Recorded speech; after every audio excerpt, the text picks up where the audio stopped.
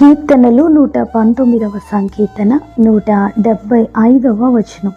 నీవు నన్ను బ్రతికింపుము, నేను నిన్ను స్తుతించెదను.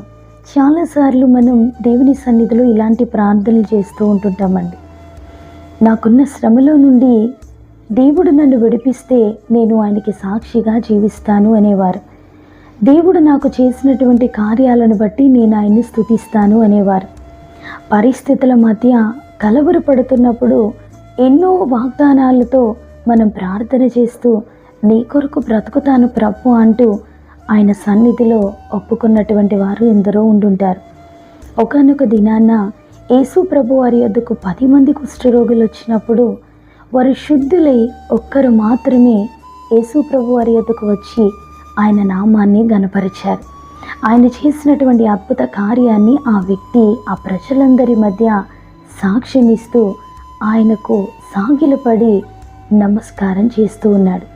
ఈ దినాన ఈ మాటలు వింటున్న మన జీవితంలో కూడా ఎన్నోసార్లు దేవుడు మనల్ని విడిపించి ఉన్నారు. ఎన్నోసార్లు ప్రాణాపాయకరమైనటువంటి పరిస్థితుల నుంచి మనల్ని తప్పించారు. మనకు కలిగినటువంటి శ్రమలు మరొకరు జయించలేక అంతమైపోయిన జీవితాలు ఎన్నో మనం చూస్తూ ఉంటామండి. వాటన్నిటిలో కూడా ఆశ్చర్యకరమైనటువంటి సహాయం ద్వారా మనం లేవనెత్తబడుతున్నాం. మనం అద్భుతాన్ని చూడగలుగుతున్నాము అనంటే కేవలం ఆయన మనకిస్తున్నటువంటి ఆయుష్కాలం, ఆయన మనకిస్తున్నటువంటి విడుదలని బట్టి ఆ కృప ద్వారా మనం విడిపించబడుతున్నాం. అలా ఎవరైతే ప్రభు కొరకు జీవిస్తానని ఒడంబడిక చేసుకున్నారో అలాంటి వారితో దేవుడు మాట్లాడుతుండగా మనం బ్రతికితే ఆయన్ని స్తుతిస్తామని ఏ రీతిగా ప్రభు సన్నిధిలో ఒప్పుకొని ఉన్నామో ఆ సమరీయుడు ఒక్కడే ఆ కుష్ఠ నుంచి విడిపించబడి యేసు ప్రభు వారి యొద్దకు వచ్చారు.